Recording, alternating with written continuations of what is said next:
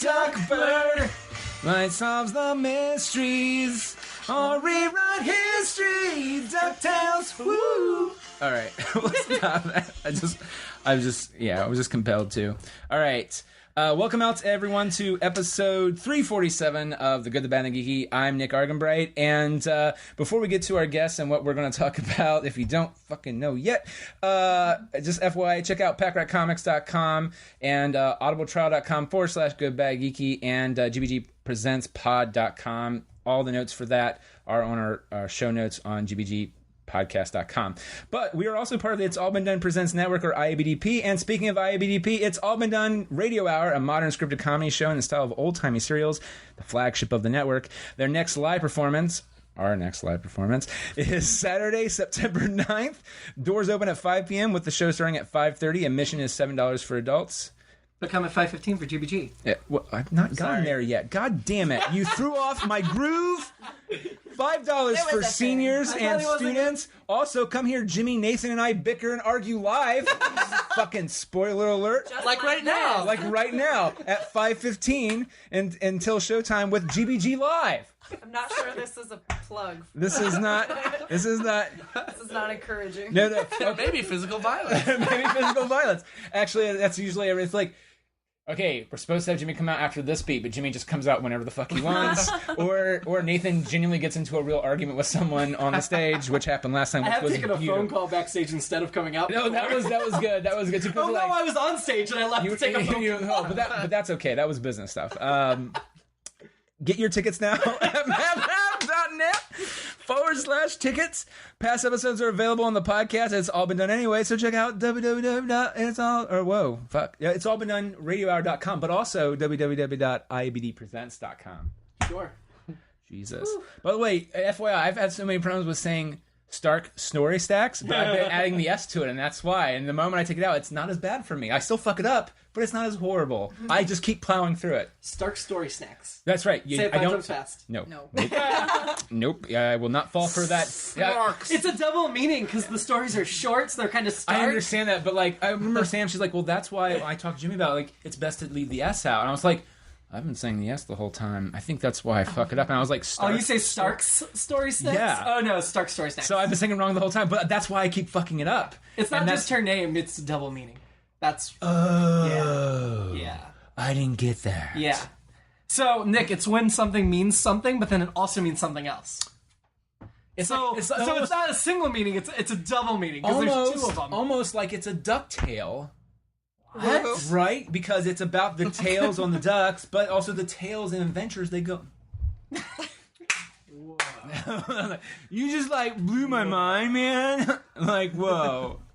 No, so we're going to talk about DuckTales. Is it too late to leave? Yes. I think it might be. Yeah, I think so. No, this is all live. Stop ruining the magic, Kristin. We don't know what you're talking about right now, but I have a feeling that if we did record it before this part, we might talk about a lot of Game of Thrones and maybe some PickleRick. Maybe. We'll see what we get into, I guess. Well, gee golly, I guess we will. I hope Shane gets into the Defenders. I just you know, that's a good point, too. We might talk about them as well. And I'm pretty sure Kristin wanted to talk Young Sheldon. That's true, yeah. If someone could please find a way to work that in later, I would appreciate it. Well, I'm excited. I know I am. Okay, but before we start... Nick wants to talk about the new Bobby Moynihan, John Larroquette show. The Me, Myself, and I, or whatever. Is that a thing? Yeah. Where Bobby Moynihan, John Larroquette, and there's a third actor, and they all play the same character in 3 different time periods. What? It's a sitcom this fall. Pilot was good. I really want to see... No, what? I'm sorry. Jesus. I wasn't trying to review something else. What network? I mean, you were already here. CBS. Ooh, wow, CBS does something interesting. No, Sheldon's actually interesting. I know, yeah, but usually they're pretty... Yeah. Anyway, because Star Trek Discovery is going to be on their app, not or if they do put it on CBS, it's going to come out like just the pilot on CBS. The rest will be on the streaming service. Right. So I don't consider that CBS at that point. No, really. You shouldn't. All right. Anyway, yeah. So we're going to talk about DuckTales, Game of Thrones, Rick and Morty, Young Sheldon. Yeah, we're gonna talk. Defenders. We're gonna get really in depth on. Yeah, actually, I think like half the episode's gonna be Young Sheldon. We're gonna eclipse over everything else and really go into Young Sheldon. Because today was the eclipse. Get it? I totally did that on purpose. No. Your silence is deafening. But before we start, so everyone knows who the fuck everyone is, because you know Jimmy, obviously, because he's been on the show a lot of times. I have, but, a few times. Yeah, just a few times. Just a couple. Only like 200, maybe. Something like that. Yeah, something like that. So we'll go around from left to right. At least, yeah. Are you serious? Yes, of course. We'll go left to right. He's like, maybe, I guess 200. I don't know. We'll go around the room, around the table, the room too. Sure. Even though it does a weird right turn there in the back behind those guys. I don't think the mics will go that far. That's true. The mics will not go that far. Well, the creepy guy with the knife back in the corner can't introduce himself then. That's right. You gotta be careful, because once he throws it, it finds its host until it's dead. See what you did there. It's the DuckTales reference. Oh, okay. You looked at me like, what the fuck is that? I was like, never mind. All right. So say your name. Say your name. Okay. I'm Shana Kramer. Thank you. Of MadLab. Of MadLab. Yes. Yes. We already know Jimmy. Me. That's right. I'm Shane of IABD and MadLab. That's right. Had been done. Yes. And Rocking Boy can play Boris. That's true. Yeah. Yes. And Kristin Green, IABD and MadLab. And So Long Stargazer. That's right. Local band. Are you MadLab eligible yet, Nick? I literally don't know, because I think I've done some. I get confused between OGP and MadLab. Well, you did Sketchy Roulette. Sex and Roulette, and you Young Riders. You directed Young Riders. You're totally eligible. We'll be talking about you. Next. Yay! We're both on the docket this month. Yeah. Sorry. It's like, not the face, also glasses. More importantly, glasses. Yeah. Well, no, yeah, that's the key. So if you hold this episode long enough, you can say we're all from MadLab. Unless they Unless one of us get voted down, yeah. Yeah. No, I literally had to think first. I was like, have I done two things? Because You've done many. Shanna, are we voted down?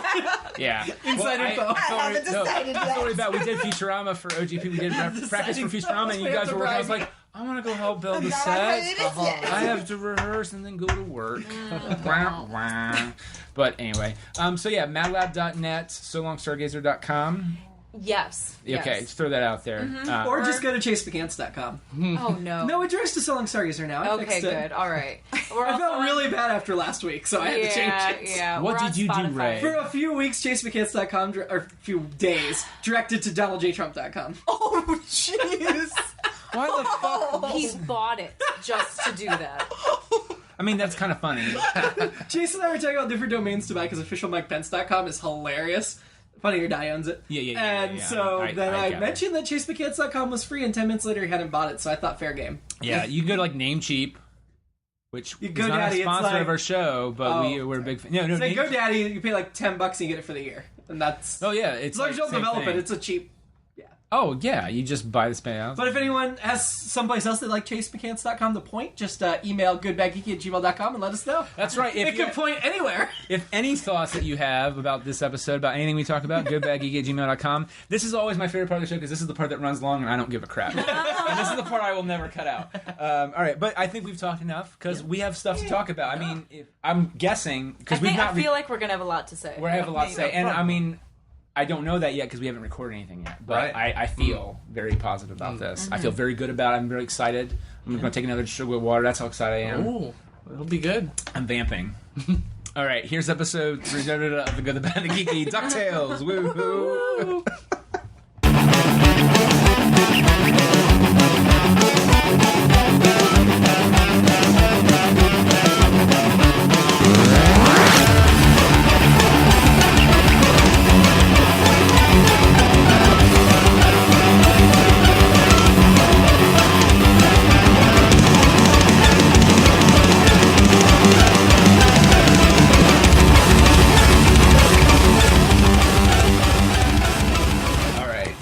So before we begin, 2 things I want to talk about before we get to DuckTales. And that is, is PickleRick. I know 2 people here haven't seen it. I've seen that one. Oh, you have seen Pickle Run. Okay, that's fine.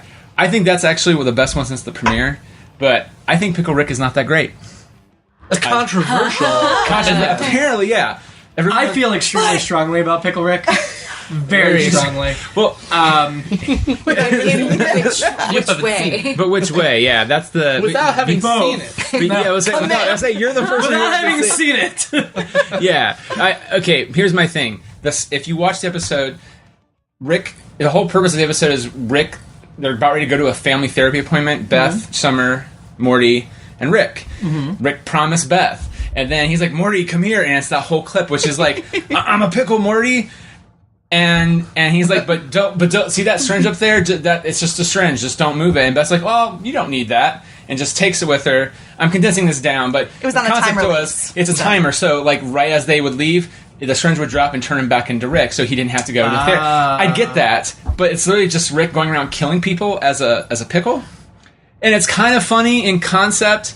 But I guess I guess maybe because they released the clip way early on, I built it up into something else. I was just like, this is just not that great. I didn't love it. It's good. It's just it's weaker than what I was expecting. I guess that's it. It was very absurd. It was sort of relying on Yes. just the total absurdity of the situation Yes. for laughs, I guess. Right. I still laughed because I love it a lot. Well, if you do watch Dan it, Harmon does do absurdity well in general. But I guess here's the thing: is that like when you watch Community, and it would get depressing and dark. It was so yeah, those entertaining. later seasons. I didn't feel it was truly like I didn't feel satisfied or fulfilled by it. It's like when I eat a pickle, I feel fulfilled by it. I did not feel fulfilled by Pickle Rick. By Rick or his pickle. I felt filled by Rick's pickle. by reaching for a defense, and I'm not saying it needs No. one. You know, it can be absurd just for the sake of being absurd. Of course, But, and it's Rick and Morty. yeah, So. absolutely. But there is something to be said if you think about it for the scenes being cut between the rest of the family at a therapy session. Oh yeah, Which center around Rick and the fact that he's not there and how much they all, you know, love and depend on this man in their life. And then he's not there. they cut to him doing just the most terribly absurd and violent things in the most ridiculous form you can think it's of. gory. And then cut back to It's therapy. pretty bad. Like, I literally had to look away at some point. So it was like, Yeah. that's a lot of red paint. Okay. Yeah.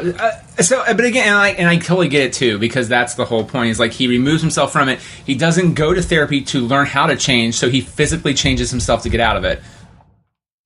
I get it. I don't know. Literally, someone Facebook status me, Vaguebooked me, and I was just like, really? Like I thought it was Somebody okay. didn't like this episode. Yeah. What's a vague book? I don't understand. So it's it's someone being passive aggressive on Facebook without naming you directly, but they're talking about you. That's what Vaguebooking is. Right? Or the ones where they'll be like, man, I just hope things get better. But like they leave it at that. There's someone we went to school with the other day. It was like, my heart is broken, and da da da. But they say fucking nothing about Right, where you're going with that. I don't even know how to respond. Well, it's like, I like I it. feel bad for you. Is it like your husband? Is it your parents? What the fuck happened here? I paper don't cut. know. Prayers No one for my knows. family, please. Yeah. For what? What's happening? I'm constipated. True story. I fight the urge to be like, I don't cry. But yeah, don't need prayer. I just wanted to get that out there that I thought Pickle Rick was just meh. It was just okay. So when you do watch it, the family therapy stuff I think is the best part. It's the whole reason to watch the episode. The Rick stuff I feel is just kind of Susan Sarandon is the voice of the therapist. Yes. Yes. Oh, it's excellent. Oh yeah. And let me just say, I think that she actually kind of outsmarts Rick. She kind of did. Yeah, absolutely. which for Rick, that's a huge deal. I will say this most recent episode is my favorite of the season since the first episode. I mean, I laughed out loud. Oh my god. So they made up for it for you? No, let's not go that far. Let's not go that far. I don't know. I will say this whole season is really dark. Okay, Game of Thrones. I really just want to talk about because of you, because you don't predict shit. I'm terrible at predicting. But here's the thing: is that But you put it out there too. But you I did, but okay for those who. But I stayed vague, not You to did. vague book, but because I knew I was going to get killed. That's a good kind if of I vague booking, get because if I you're put trying spoilers at all. But no, that's a good vague booking. That's not spoiling something. That's respecting the spoiler. I was trying. Okay, so don't get too spoilery. I mean, unless you have to. But like, what character will you think now die by the end of the show? I think Daenerys will die by the end of the Really? show. Yeah. That was what I was thinking you were going to I was thinking that you were Absolutely. thinking that too, but now I'm. So there's been this whole thing: is Jon Snow the prophesized leader? Is Daenerys the prophesized leader? We know Jon Snow's a Targaryen at this point. It's Like, if you don't know, you're not paying attention. Seriously. No, that's true. That's very true. Then there's that thing, like, in the early books, where like, well, maybe they could just get married. Yes, they're nephew and aunt, but whatever. They're Targaryens do incest. But then Daenerys... Twins, for God's Do sake. like the Lannisters. But I had forgotten that Daenerys can't have children, and she will not bear a line. And so to leave her on the throne at the end of the series would be incredibly unsatisfying, because you know the whole Westeros is going to fall apart again in a couple of years. And whenever she goes, there's nobody to take over. So it makes sense to me that she would play a key, pivotal role in freeing Westeros from Cersei and saving them from the White Walkers, and then die and leave Jon to be the one that rules. Yeah. Plus, Jon's claim to the throne is stronger than hers for bloodline, and I don't want them to fight. So if she dies, then they don't have to fight. I don't know. Honestly, after last night's episode, when she literally saw it, like... Yeah. Because, you know, okay, that got a little too romantic between them, though. I mean, I know they don't know they're related, but they are. She pulled away. Well, she pulled away for duty reasons, not because she didn't want him. Well, that's true. But I think the other part, too, is that, which I really liked, because sometimes I feel like they do shit like this, and not just Game of Thrones, but, like, they go... something horrible happened to the character, somehow they survived that, or it's like I got stabbed. Yeah, it's like he took a stab in the heart for his people and his kingdom. And she saw that too. And she saw that, and I was just like, good job. Now, I mean, granted, you're having a Lord of the Rings problem, which is like the first few seasons of Game of Thrones, it is kind of fan fiction-y in that people are just randomly showing up. Like, it takes you... I understand the concept as the climax moves forward, things move faster for editing purposes. But the timeline this season's so freaking dumb. I want to strangle both the writers. I'm sorry. Like, what's like the fact that you can suddenly cross the country in half an episode instead of weeks, and then they could get word to Daenerys and get her up there to rescue them is ridiculous. Oh, right. Totally. But I mean, this is not how it's going to play out in the book. There's no way George R. R. Martin writes that shittily. No, right. Well, but here's the thing: is like outside of that, it's entertaining as hell, and like it is fulfilling all the story beats. It's just that it is, but sucks. It's lost some of its gravitas, some of its cred. I mean, right now it's still fun, but it's cheap. There are a lot of characters, too, that I'm just getting really pissed off at because they're just being fucking stupid. Like Sansa and Littlefinger can go jump off a cliff. Arya? I'm sick of that and story. Sansa. Arya and Sansa, they need to get past that and just move on. I feel that like storyline sucks. Until the end, Dany was being such a fucking stubborn biatch. I'm just getting so tired of all of these people being morons being and being so short-sighted by their own bullcrap. I'm not gonna lie. I think once Daenerys saw, I mean, even if the dragon didn't die, if the fact that Daenerys saw the White Walkers, that right there was just I need to change my whole outlook on everything. Exactly. But I also was just like, I thought Daenerys, but I wanted to make sure, just because, especially after the whole scene with Tyrion, I was like, well, "You're fucking handing this right." Oh no, a little bit. That to me made me go, "That's what Jimmy's probably thinking." I think Tyrion's gonna be Jon Snow's hand, because I think Davos is probably gonna die here. Not necessarily like tomorrow, but maybe. Wait a minute, Davos is the one that is Jon Snow's current hand.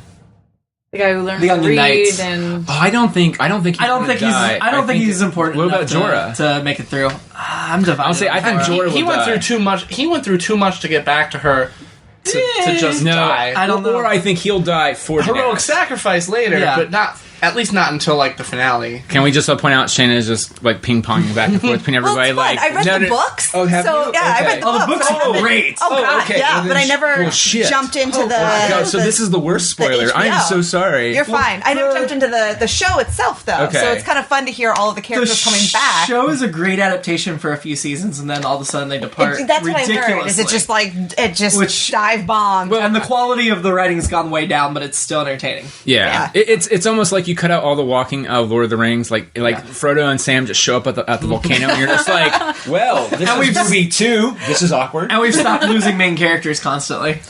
Well, I think we're at that point though, where I think all the main players are on. I mean, like Bronn should have died. Honestly, I think Bronn still will die. I would have been heartbroken, but I feel like Jaime still has stuff to do. But Bronn, as much as we liked him until he did the thing, and then it was an instant. Hey, fuck that guy. Yeah, he's gonna kill. I still he should have died. As much as I hate. Well, a lot of people think it's going to be Tyrion, but I think Tyrion is not a Lannister. I think he is a dragon, a Targaryen. He's a Targaryen. See, I've gone back and forth on that, but I've stopped thinking about that because the whole thing was there were 3 dragons, we have 3 Targaryens. There's only 2 dragons now, so we only need 2 Targaryens. We don't need a third one. He could be.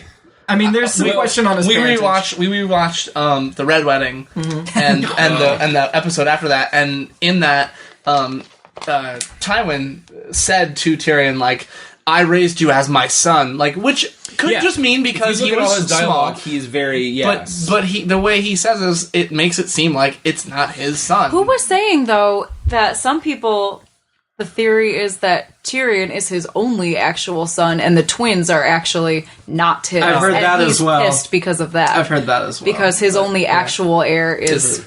Well, I've not heard of that. That's actually fascinating. And the whole story, the incest thing. Even if Jaime was his actual son, Jaime lost the right to inheritance stuff as a very young age, which screwed up Tywin's whole plan. Yeah. Well, the other thing I think is interesting that I was the episode where I think it was like 2 episodes ago where was it Lily was reading to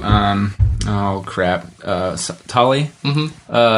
She was reading. It's like, look, there's a marriage that was annulled in secret. I think that was actually the Lannister, not. Because that was the thing. I was like, well, that was Targaryen, the Stark girl. But I was like, no, Stark was promised to Robert Baratheon. They weren't married yet. Right. Yeah. So it's not that. No, I think it's Lannister. I think he did that, and then because Jon Snow's parentage they've hinted about all along. Tyrion's they haven't really. Yeah. No, that's the thing is I think that's going to be like the last minute, almost like Luke, I am your father reveal. Tyrion was the prince that was. I mean, I would not be upset if Tyrion ended up on the throne. No, I'm fine with that. Everyone loves Tyrion and Jon Snow. I think are. Well, I like Jon Snow. I think he's a good dude. He does some stupid shit sometimes, but. He's a good guy. That scene where Gilly is reading and it's like something so super important and Sam's just like, well, that's what I mean by the quality of the writing sucks these days. No, but I like that because it encapsulated where the relationship is and without like spending like 3 episodes on just showing that.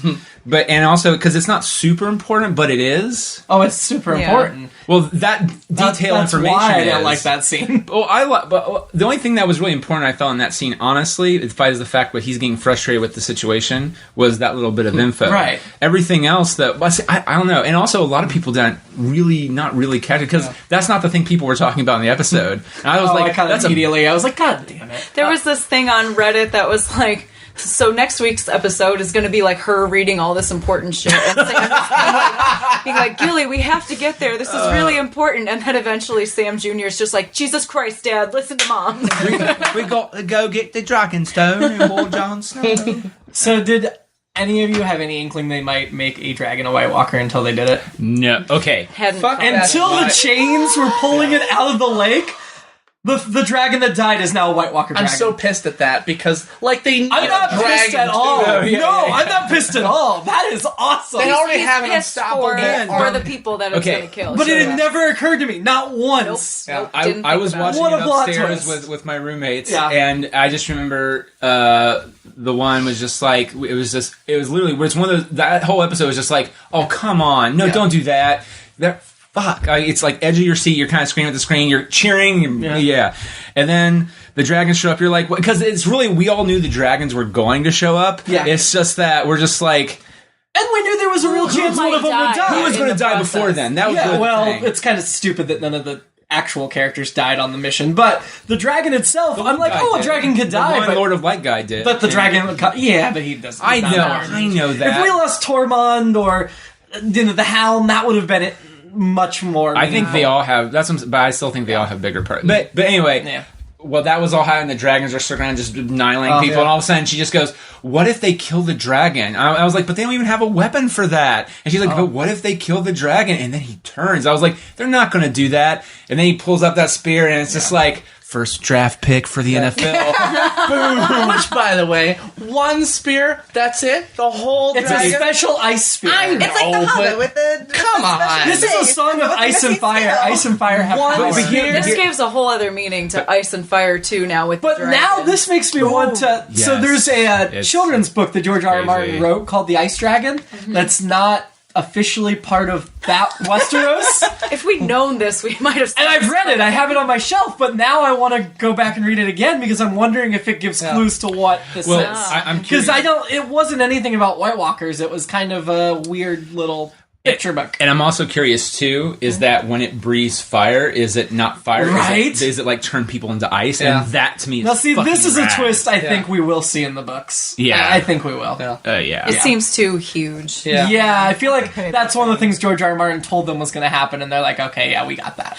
When they first pulled out the spear, I think probably they wanted you to think this for a second. Like, I still didn't see where it was going. They had referenced Danny getting shot in the heart or pierced through the heart so many times. I was like, oh, is she gonna get it? Like, I mean, I know like she's not, but it was in my head. Well, I thought they were gonna try to hit her. They would miss, but she would fall, and the dragon would have to save her. Jon Snow would save her, and then that would just. Well, Jon Snow coming out of that was so ridiculous. Yeah, but especially after he went under the ice. What was that? Was that a dumpster moment? It was definitely a dumpster moment. But you know what, though? I still enjoyed it thoroughly. It's not like... Because even in walking out, I was like... And what a waste of cold hands.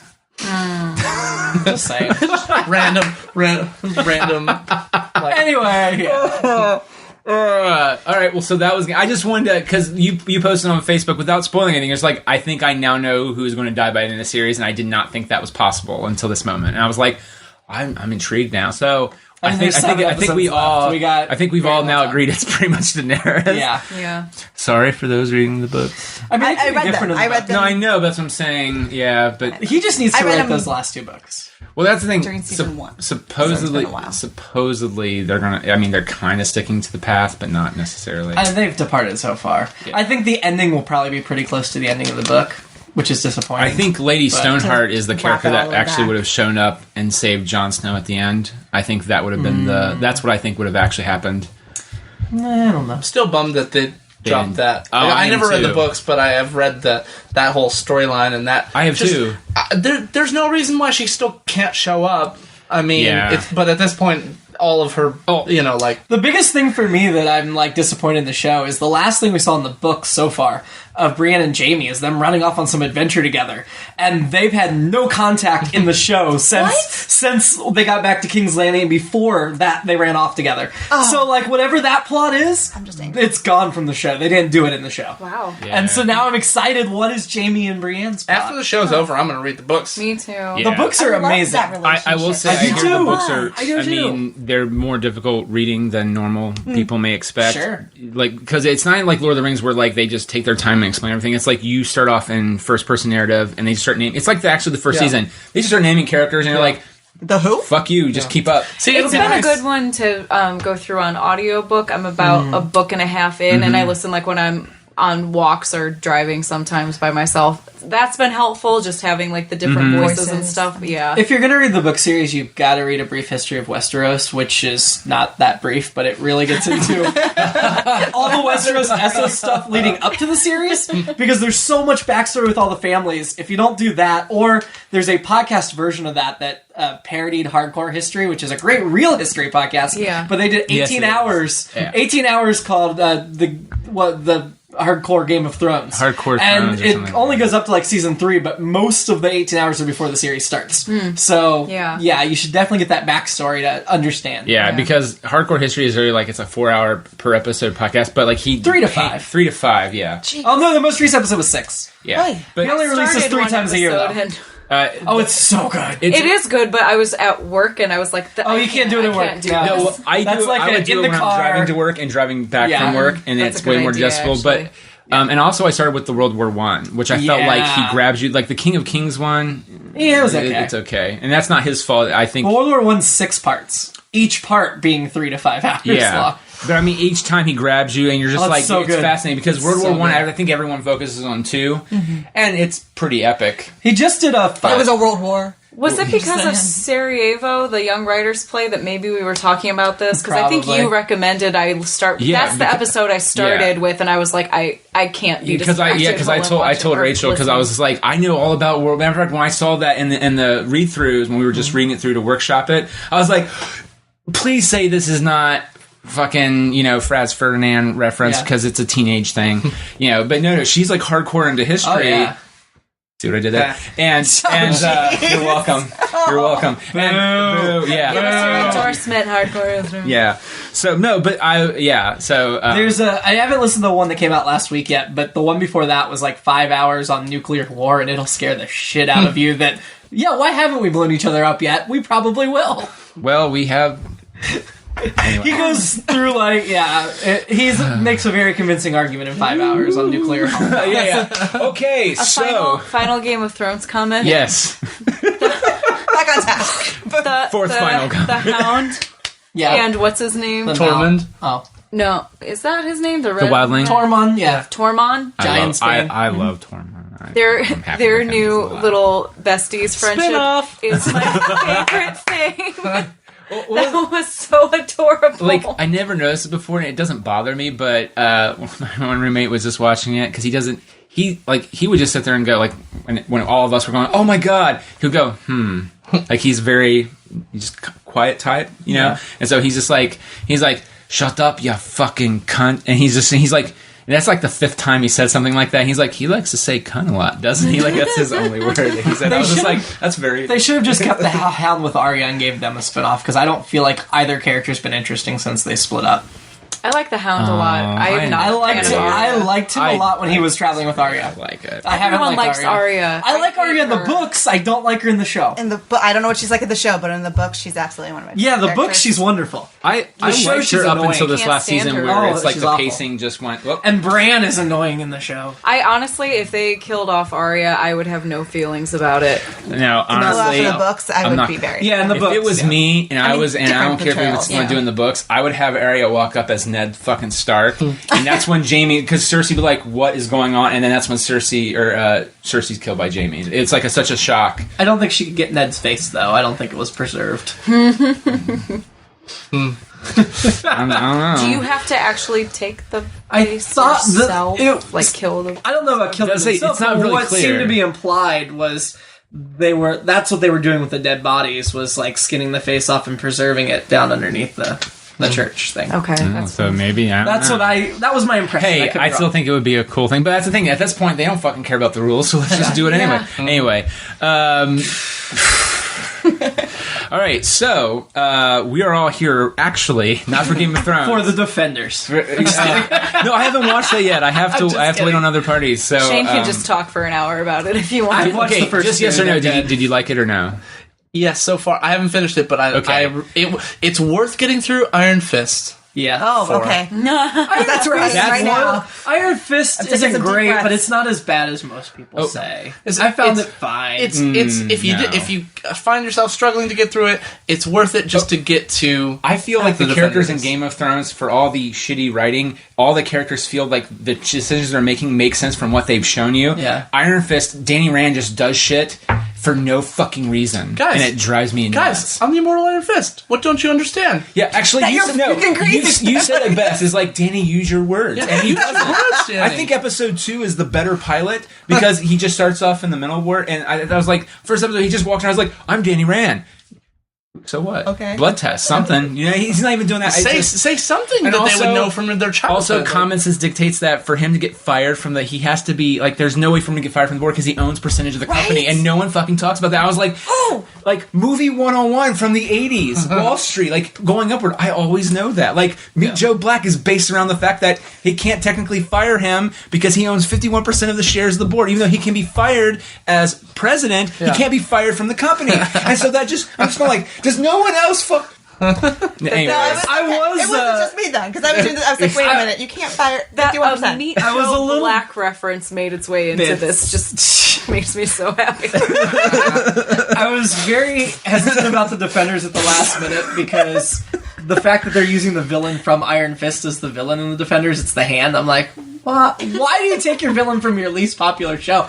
But because they put Sigourney Weaver at the head of it for the Defenders, it immediately it's fine. Yeah. Yeah. Well, I did hear that he is actually better in smaller parts. Okay, the other thing that bothered me too is like, what's her name did weird shit for his sidekick.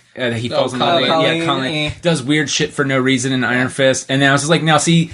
You did a poor storytelling choice there when it was more logical to do this. Now, granted, I get that you want to zig when everyone thinks you're going to zag, but that's like fucking dumpster shit. Eric Sternberger wrote a really, really, really good I need to read that because I was trying to hold off on it. How it should have been written. It's fantastic.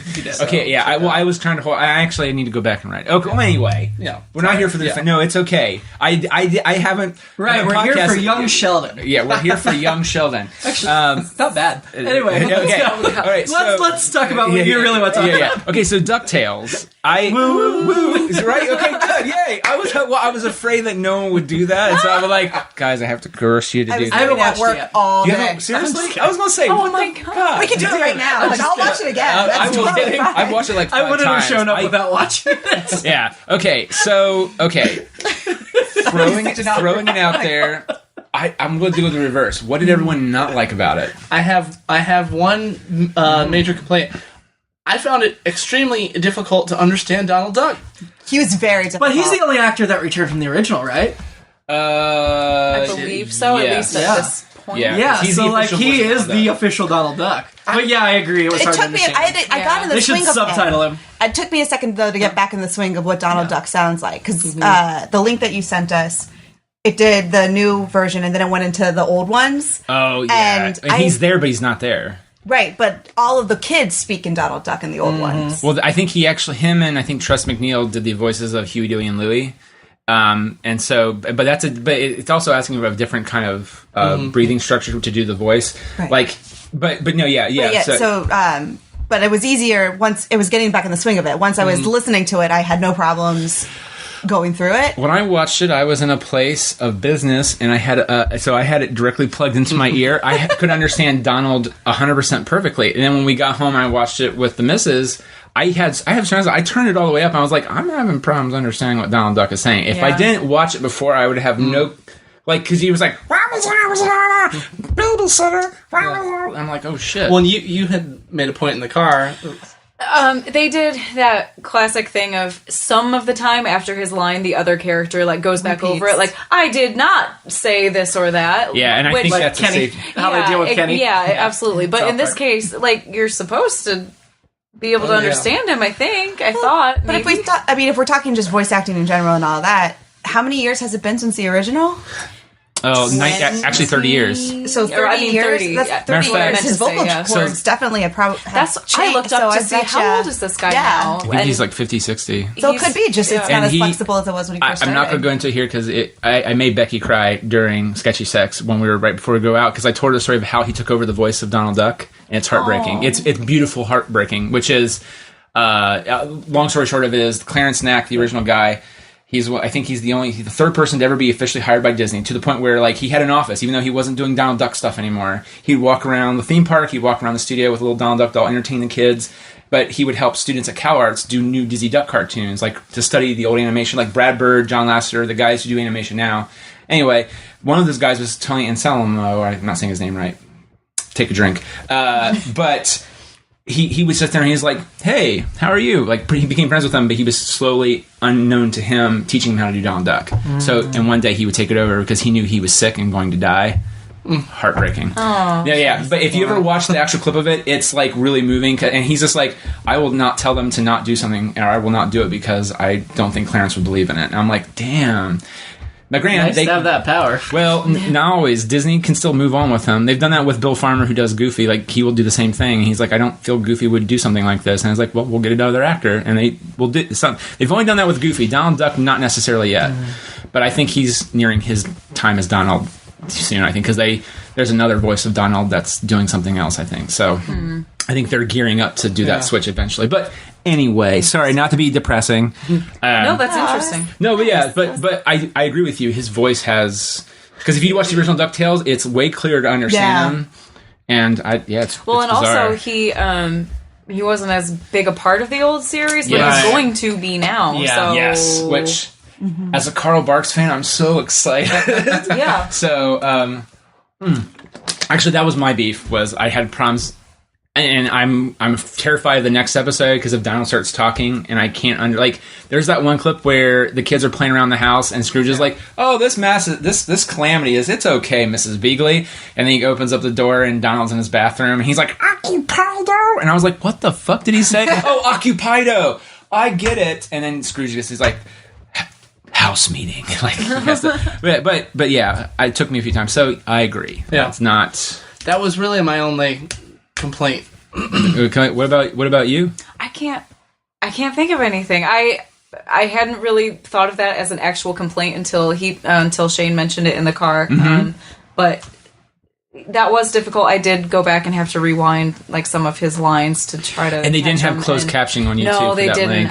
Link. I looked for that option. I did too. It's free on Amazon right now. The pilot is it? Oh, is it? I didn't know that. Disney's good job, Disney. Because I don't think it's the whole series gonna be free. I think just the pilot was. That's all you need. I was frustrated because until they put the link up on YouTube, I was begging and pleading my parents for their cable login so I could watch it on Disney XD. But then, like, my one friend was like, "It's up on YouTube for free." I was like, excellent. But because I was trying to buy it and it wasn't out yet. I did have to pay Amazon for the old pilot because I wanted to compare the two. But I watched it's right after the link of the new one that Nick sent out. Yeah, I just want to. I paid $1.99. I'm Jewish. I'm not.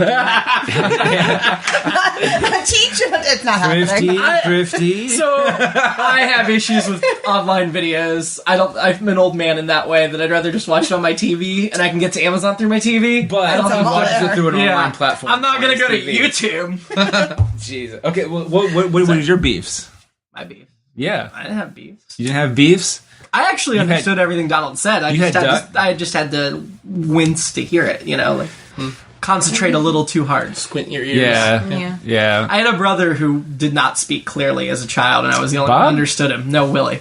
I was the only one that understood him, so I guess I got used to... For some reason, I thought Bob had like a Dutch accent. You know how kids have that. Dutch accent? No, that's what they call it. You speak Dutch. You mispronounce... You almost sound like Kripke from Big Bang Theory. You pronounce... And then you grow out of it. I've never heard it called that. I haven't either. No, my mom, there was two kids in her Sunday school class that had it, and she's like, "Oh, isn't it adorable how he speaks Dutch?" And I was like, "What the heck is Dutch?" And she's like, "It's how he pronounces words. How he pronounces words. It's like, yeah." I almost sounded German. I know a couple of adults that talk like that, and there's a term for that, and it's not Dutch, but I can't remember what it is. It's probably as racist. I don't know. I don't think it's racist. Those poor Dutch people. Why are you hating them? We don't Those stupid wooden shoe motherfuckers. And their tulips. Well, that took a really dark turn. All right, what about you? What beefs did you have? My biggest beef was the animation. Not in a bad way. I thought they did a really nice job. It was the disconnect of just the characters don't look the same. Like the kids, the boys don't look the same. And because they don't have the same Donald Duck voice that they did in the original, I grew up on the originals, right? So in my head, it was like this. The whole reason I had issues with like the Teenage Mutant Ninja Turtles revamps was that's not Michelangelo. I don't know who that is, but that is not Michelangelo. That's and like why calling does Donatello? Why does Raphael sound like Donatello? Right? And it was like that's like calling a veggie burger a steak. That's not what's happening here. Once I got past the fact that the kiddos look different than how they did before, it was I loved it. I was afraid I'd have more issues with the kind of like square faces and stuff. I think as far as the voices go, I think it's because they cut such a phenomenal group of voice actors that we're just not. I didn't mind so much. I'm like, these don't sound like the characters I'm used to, but it's people that I love. So that was it was distracting to me at first. That like I recognized every voice actor in there, but then as you're watching it, you forget and it's fine. But at first, it's like, why can I name everybody? That's not what these shows are. True. Well, nobody's watching this show for Ben Schwartz, but I guess that's why we are all going to watch it because that's not why I wanted to watch it or anything. And I don't know them so well that I was like, I just know it because I looked it up ahead of time and had been reading about it, but it wasn't. It wasn't so like in your face that it was distracting to me. I guess I also don't really know much about Ben Schwartz. Bobby Moynihan and Danny Pudi. Ben Schwartz is the one I know the least of, and Dewey had the most prominent role, so it wasn't that distracting. I did get really excited that Mark Evan Jackson was at the beginning. I was like, Sparks, Nevada! Yeah, well, Marshall do you like Paul F. Tompkins? I missed Paul F. Tompkins. Who was Paul F. Tompkins? Lent Hart Glumgold. Really? So, two of my favorite Thrilling Adventure Hour performers are in this. Oh, yeah. And they just get Paget Brewster in there. Lin-Manuel is going to come. He's going to be Fenton. He's going to be Gizmo Duck. Yeah, I heard that. Boy. Oh, right. And so Paget Brewster needs to be Magic and Dispel. Ooh, that would be awesome. But they actually have not announced who Magic of Dispel is. Paget Brewster. Well, Start the online campaign. I'm hoping for it. Just state it and make it fact. I don't think. I don't think you know me very well. Well, okay. I will say, in contrasting to the original, I feel like this one is setting up way more storylines. Yes. Because after the end of the 6-episode pilot, where you get the gold coins or whatever, Scrooge has his big come to Jesus moment, which is family is important, and he's that way for the rest of the show. Every once in a while, he'll get he become a little farsighted with his love for the nephews over treasure. Yeah, but for the most part, it's like family is family, and I will do everything for family. This one is just like, the rift between him and Donald, it has something to do with his sister, which was so good. The mom at the end. That was a great ending. I knew it was going to happen. Like, once he starts pulling it back, I knew, and I wasn't because I didn't expect continuity. I didn't expect actual good story. The original DuckTales really was after that 5-part series. Actually, all the Disney afternoons, unless it was Gummy Bears, all the 5-part stories, it was mostly one-offs. I can tell you, I just watched the first 24-minute episode. I didn't watch all 5 parts, and it felt pretty self-contained, other than at the very end. Yeah, where they just dropped this one thing in there. Where the guy was like, "I want my gold." Yeah, then to be continued. I'm like, it was pretty much a self-contained story. It didn't feel like that's one of a 5-parter. That's the thing that makes me worry about this one is that when they release it, and also, I think we're all talking because there's nothing really bad with it. Not really. No, it's so cute. It was really good.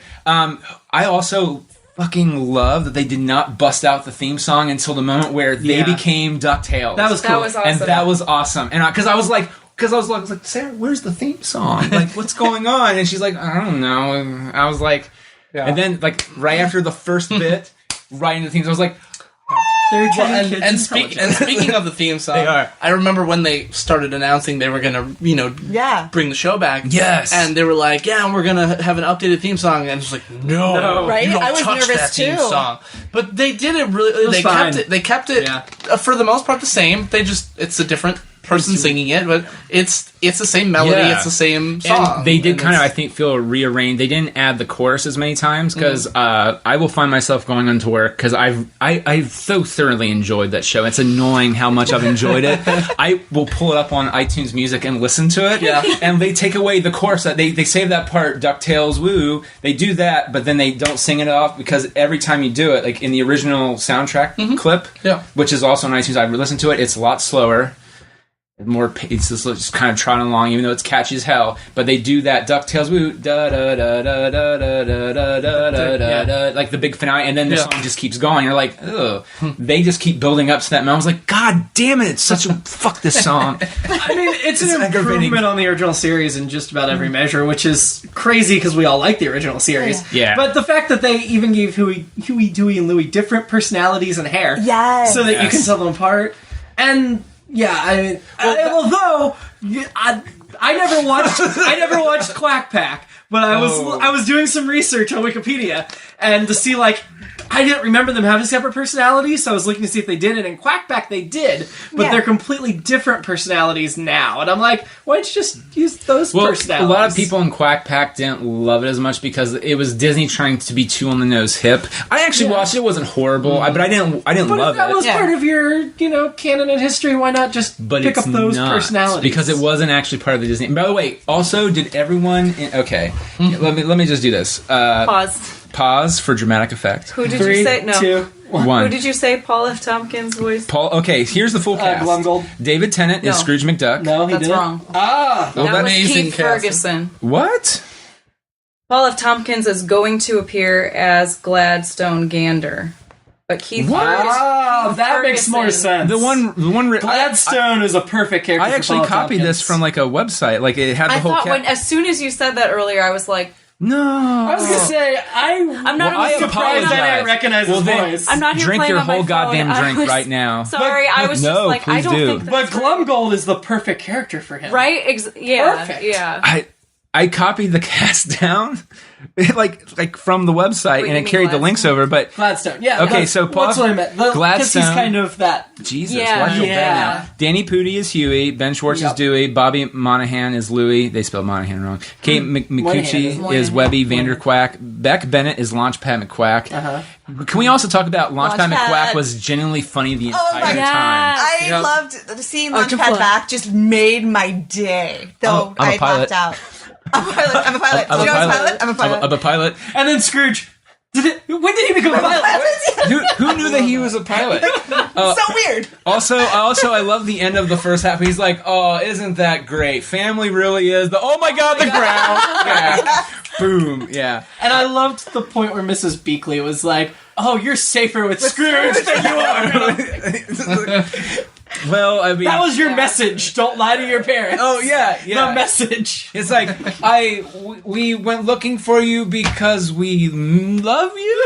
I love when she shows up at the end and Louis just they don't even acknowledge it. He's just like, "How long?" The whole time. Also, I like how they all are aware of their own personality. It's like, oh my god, which one's the evil one? Louis. Yeah. And he just owned it. Like, Yeah. That was a good bit. Dewey ran in as soon as you said Death Trap. Huey, I feel like, was the least developed of the three. So far, yeah. It's just one episode. From what I got of it, I think he's going to be the big Junior Woodchuck guy. The guy who follows everything by the book. Gotcha. He's the one that tells them, gets them out of the plans. Okay. And then they team up because I did watch the other one, it's almost like they're a hive mind in the original one. Yeah. And they're all, and it's kind of weird. Because Barks, they would do that, but they were really more of a Greek chorus commenting on that Donald and Scrooge were the alike but very different, which is Donald would always fail, Scrooge would fail in a different way. He would get the treasure but fail in some kind of other way and kind of make up. Yeah, it's a very weird thing, and then the nephews would kind of comment on it. So, but this one, I feel they're doing that and they're just their own personalities, which is awesome. Yeah. Which is great. It'll also drive the stories a lot more. Yeah. Yes, because you play with the kids now. So here is some Easter eggs that I found from multiple videos, and if they're wrong, I apologize, because I swear to God I copied that from a website. So thank you for saying that's wrong, because I would have been like, Paul F. Tompkins. No, I was like, I don't think he was in and you that said one it with such authority, so... I did, because I thought that's what it was. Fuck you, website. The art on the walls when they first walk into McDuck Manor are all original paintings and oils done by the original Carl Barks that they modified for the show. Such as when him in the Yukon, that is literally a poster, like then they made, it's a big thing. Webby arrowed a doll with her 1987's counterpart's look on the wall, because remember the original Abigail held a doll? Yeah. That was what her old look was, and so it's like, that's a nice little ha, we're not doing that. I thought that was kind of... Nice they had her as a larger character for the female and she wasn't, audience, the young girls. She wasn't the tattletale. No. She wasn't the original. Yeah, no, this is a more well-developed character, so it's not just all boys. Well, and she's like more capable than they are right off the bat, you know? In parts, and that's the nice part, is that it's not the... She balances them out. Right, but she's not like but she's also not the female savior, right? Right, they take it to the extreme, and it's all of the things. She's literally just this person. They're all going to learn from each other. Kind of deal, which is It's nice. a Disney show, folks. They all going to learn from each other. By the way, her board had so many freaking, references on references.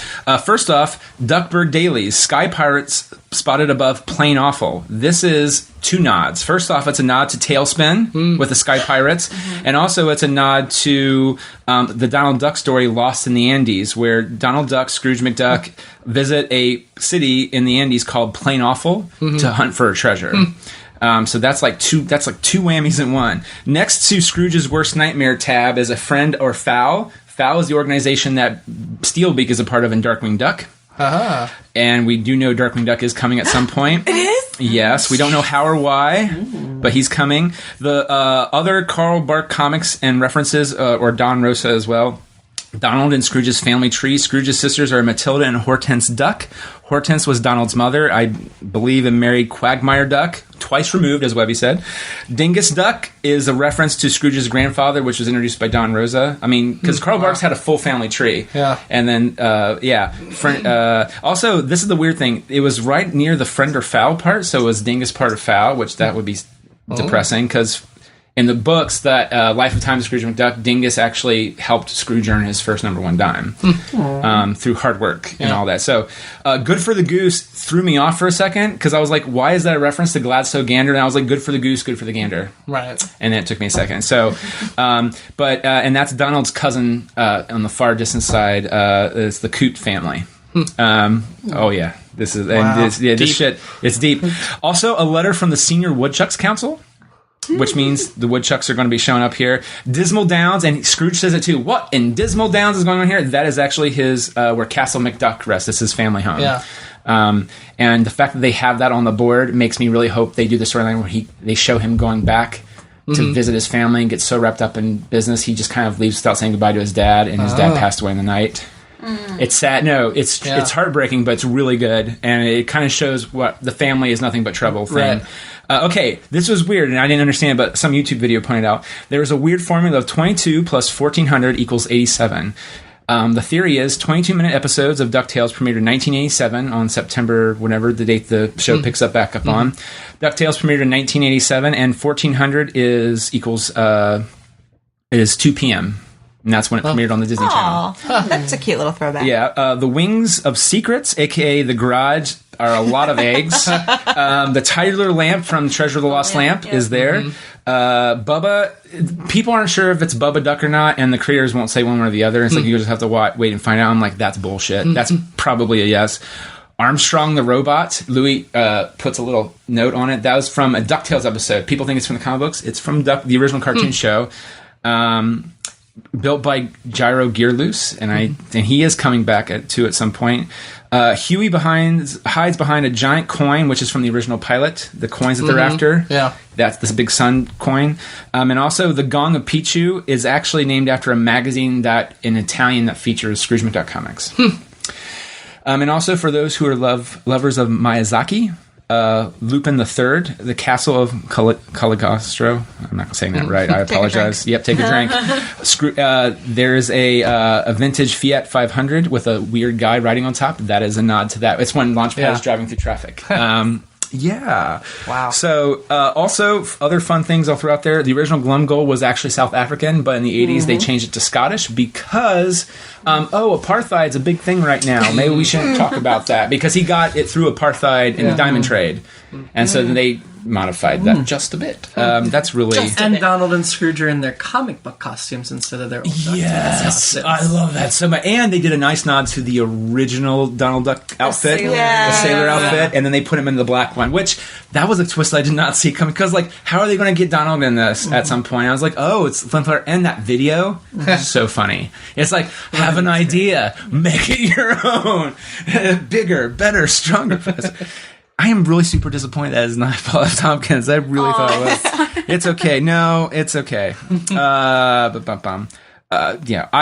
just love... I've watched that thing 5 times. It's really good. No, if I get bored and there's nothing... Well, you have to wait. Yes, you get bored at some places where you probably shouldn't be watching it, and you just pull it up and you watch it because it's available to you. And it's an hour long, and it's thoroughly entertaining. Multiple views. Oh yeah, I love it. I'm really So we love DuckTales apparently, which is good. I don't know. For some reason I thought you would not like it. I don't know why. Killjoy. No. I don't know why. I just thought there'd be something that you would not like it. Oh, in DuckTales? Yeah, nobody. Nobody at all. Oh, the weird trick. It reminded me of you a lot because it's that's how they would wrap up an episode of It's All Been Done Radio Hour somehow. What? Which is he's like your head. Oh. I want your head, McTucky. And then he gives him the hand. He's like, I should have been more specific. Well, the episode's over. I was like, that's a very cute. Jimmy-esque. The headless horseman too. Oh, so adorable. I'm no longer afraid. He's and then he runs away. I was like, but okay. Also, I love that the weird references, and they never really call out to it, but it's like the man horse. There are no men. Not really. I mean, there are, but they're not. When I think of man, I think of a human male. Right. But there's no humans in Duckburg. Duckburg's not just all ducks. Well, I understand that, but they're like dog creatures or stuff like that. And also, the seagull that opens up the... I was like, in a city full of ducks. Okay. Having watched the two pilots back to back, I think tonally and pacing wise, they're pretty much the same. Really? Yeah. Fascinating. Okay. Well, I mean, yeah. Okay. It felt It like felt the same. good. It felt like all I needed was like a sugary cereal and to get yelled at because it was too loud at 6 o'clock in the morning during a rerun or something. Oh yeah, I remember those days. I did get not yelled at, but I was folding laundry while watching it, and my boyfriend came in at multiple times because I was laughing so hard and so loud. He's like, "What are you watching? DuckTales!" You should, yeah. I honestly, if your boyfriend heard you laughing that hard and didn't sit down and watch it with you, I feel like there's something. He was wrong watching there. Game of Thrones. He was like, Okay. Well, I withdraw my complaint. I withdraw my complaint. But very, the thing very is, humble. it's on YouTube, so he can catch up anytime. And I also another Disney Afternoon stuff, which I didn't talk there because I was holding off on it, but I almost forgot about it until right now. They mentioned Saint Canard, Darkwing Duck, and also Cape Suzette, where they were going to take the boat, is Tailspin. So they they're gearing up to reboot all these shows. They want to do like the Marvel universe, but with DuckTales. Yeah. And I'm okay with that. I am. Well, the only thing, the way they did this one. yeah, actually, I think they mention Spoonerville in Scrooge's boring meeting. They said like they've cut out the electronic and like underwater like subdivisions, and we also getting from Cape Suzette and Spoonerville. I was like, Spoonerville's where Goofy lives. And the only thing they said they will never show, but they're trying to get Goofy in there. They said we have no access to Mickey Mouse, and I'm like, but no one gives a shit about Mickey. I don't think we even need Goofy and DuckTales. I'd rather they just keep it with Tailspin and Darkwing Duck and stuff. But yeah. I mean, it will be weird seeing Scrooge McDuck talk to Shere Khan. If they do that, I'm just saying, because it's Jungle Book and then Scrooge McDuck. I just feel it's a little bizarre. I mean, if they put Kid Cloud Kicker in there, totally okay with that because that's a Tailspin character. But it's like, Baloo, are you going to tell us about the bare necessities? Oh my god. While flying a plane? Actually, you probably teach Launchpad to fly a fucking plane. I'm a pilot. I'm a pilot. Also, the weird Swedish joke was so oddly timed. They only speak Swedish. Yeah. She's not gonna fall from that. And then he's For some reason, as I was starting, I just kept expecting Patrick Warburton's voice to come out of Launchpad's mouth. I was a little disappointed it didn't, but yeah. I really liked Beck Bennett, though. He was good. In that role. Well, here's the thing, too. I also feel like Bennett is the one that came closest to sounding like the original, but it wasn't. You know what I mean? Like, because look, Tennant's Scottish. You could really get any good Scottish actor. Well, and we were saying that, and you were saying that in the car. It was like, what was the line about? Yeah, I think the one guy, I can never remember how you say his name. The villain guy in this. Flintheart Glumgold. Thank you. It's okay. I choke on my own voice when I try to say it. It's a weird name. But didn't he have a line about like being the true Scotsman or whatever? And it's just funny because he's American. The voice actor is Keith Ferguson is American, and David Tennant is an actual Scotsman. And it's the first time I think that they actually have had a Scottish voice actor. No, Alan Young he's actually Scottish. Oh, where did I read that then? No, here's the thing. Alan Young has been in America for so long, and he's the guy, he was Wilbur in Mr. Ed. He talks American. Yeah, he uses an American accent. If Tennant wasn't available, they could have just waited a year and gotten Capaldi. Wouldn't that be great if when Tennant decides to quit, Capaldi takes over? That would. Oh my gosh. But here's the thing too. It's also weird because I was like, Alan Young. No one can replace Alan Young because I got the video game, the remastered video game, which is awesome. But like they did dialogue made a story out of the game, and all the actors came back and voiced them except for the ones who passed away. Right. Slackers. Give him a pass. Jesus. Way to die like 5, 10, 20 years ago. Should have known better. Should have known better. We should have known we were going to remaster DuckTales. Come on. I've already pre-recorded all my lines. Like, actually, just in case. Shane has 6 hours of meow meow lines. June for 8 came back into Magic to Spell, and that's... Yeah. She's like 98. Dear God. That's what I'm saying. Yeah. So, they did...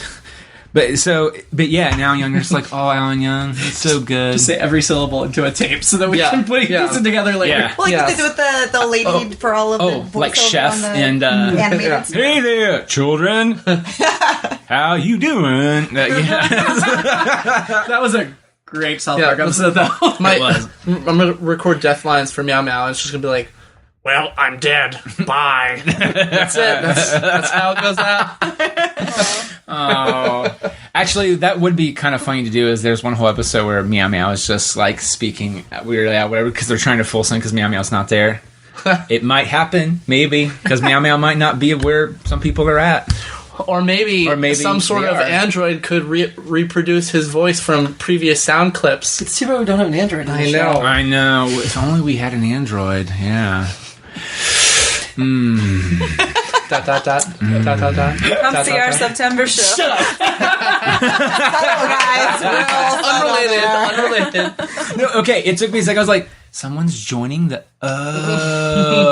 until this just a second. That's when I got that. Until right now. If people listen to this whole episode, they'll find out before the September show, and that's the reward for listening to this episode. That's right. So you should listen to The Good, the Bad, and the Geeky. Every week, but this week, it's your every it's week. your reward. I love that. Every week that it comes out, you should there we listen go. Yeah. Hopefully we're back going to week again. Yeah. Yes, absolutely. It just sucked because I moved. It was just July was the worst. You got a whole bunch of recordings scheduled. So. Oh yeah, and I know for sure. This is the other step where I have 2 GBG lives. I just gotta edit them. Well, yeah, I do kind of actually edit those and whatever. It doesn't matter. Look. Editing. Yeah, yay editing. So yeah, DuckTales is good. Yay! It really was. And you can see for free. That's right. And I'm on the fence now because now that I have access to Disney XD, I'm worried if they don't put it on demand when it comes back out. Because I'd rather just also buy it. It's like a month till it starts airing. Yeah, right? But it actually premieres on the date that DuckTales aired 30 years ago. Yeah. Premiered at, which is cool. Which is actually why they held it off. Yeah, I think they saw what happened with when people wait 2 years to release something. Rick and Morty. And then they were like, maybe we should put the pilot out now and see how, and then just get a gauge of it. Yeah, because midway through the day on that Saturday, I think they're like, we're doing season 2. And I was like, now that's always great when your first season hasn't even premiered yet and you're already locked in for season 2. And when you have a pilot that's strong, it's good to release it early because you're actually going to build buzz. Yeah. Yes. Rather than yeah. And I'm fascinated too that if they're going to build up or the parents, people our age, are probably going to get the old stuff too, and then it's like, but this is my DuckTales, and they're like, okay. This is my DuckTales, so then they can do that nice thing where they can watch both of them and see the differences. And I wouldn't mind if they did the Marvel Universe thing, but I mean, granted, everyone's doing a universe, and that's not fun. But it is. I feel conflicted about it. What would you call the crossover event where they're all in it together? Oh, God. Ooh. It would have to be at least a 5-part miniseries. Oh, Jesus. Would it be the Defenders? The Duck Fenders. Oh, that's good. That's good. It's not. Yeah, that's awesome. No, it's not. Okay, you know so I say it all the time, but some people don't really get where it's coming from. I always say, Just Us Justice Ducks. That's the name of the group in Darkwing Duck, where it's Gizmo Duck, Darkwing Duck, Morticia, and the weird baby dinosaur man baby. I don't know his name. I think it's Stego or something, but yeah, because he talks like a baby all the time. He has a mind of a child, but he's like this big fucking dinosaur. But they actually, I think the name of the episode is Just Us Justice Ducks. And I was like, it's like my Godspeed Spider-Man. I throw it in there every once in a while. So that's actually would be Justice Ducks, probably. Justice Ducks. Sure. Ooh. Yeah. That is a better title. Than the Duck Fenders. I don't know. The Duck Fenders are pretty good. No, Duck Fenders is awful. Don't use it. Actually, here's what you do. The Duck Fenders is where you use the Italian Donald Duck superhero version of Donald, which is really weird and not good. But they would probably make it interesting somehow. And Iron Fist. It's Tailspin, Darkwing Duck, DuckTales, and Iron Fist. Oh, actually, they use the Kingdom Hearts version of Donald Duck and Goofy. That would be rad. I was wondering, like, if they're gonna just make an offhand reference, like this kid with a heart key came up.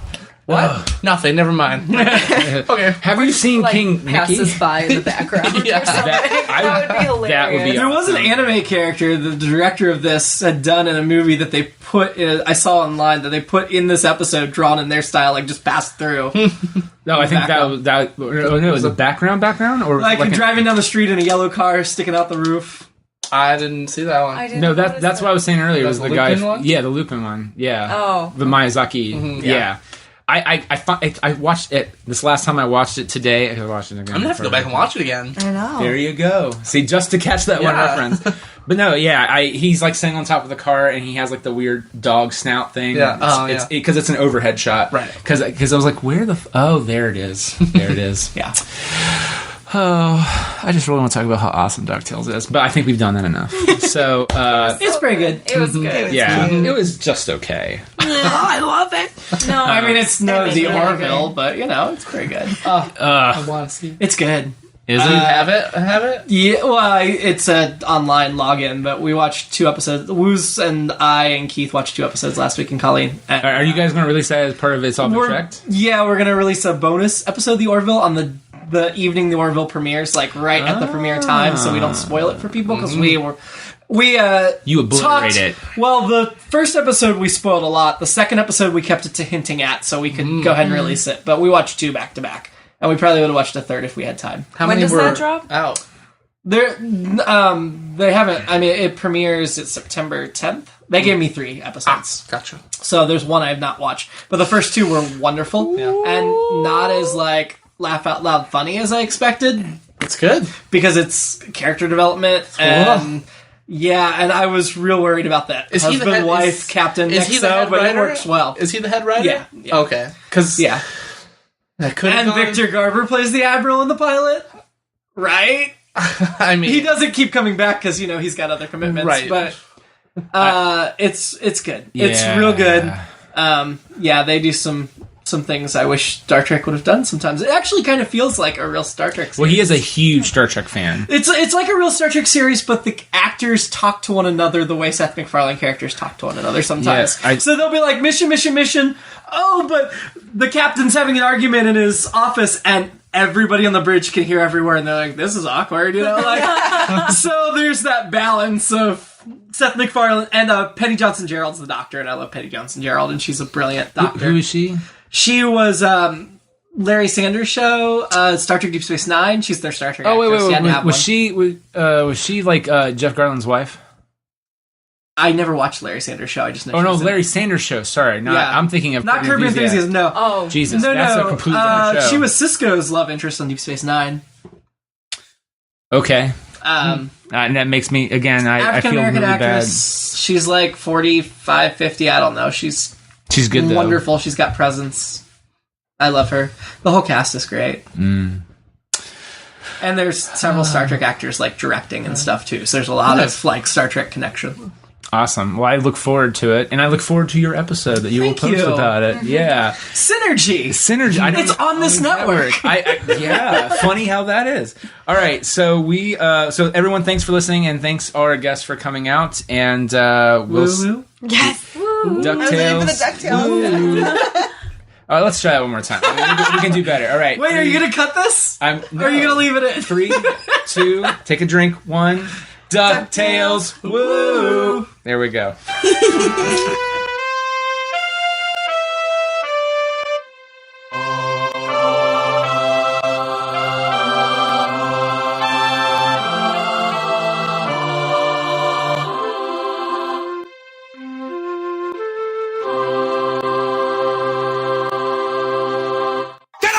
Jeez! You're a creep! Go away! We're having a good time until you start up, cheapers! Go have some coffee with cream or something! Because I'll tell you something! This is a happy place!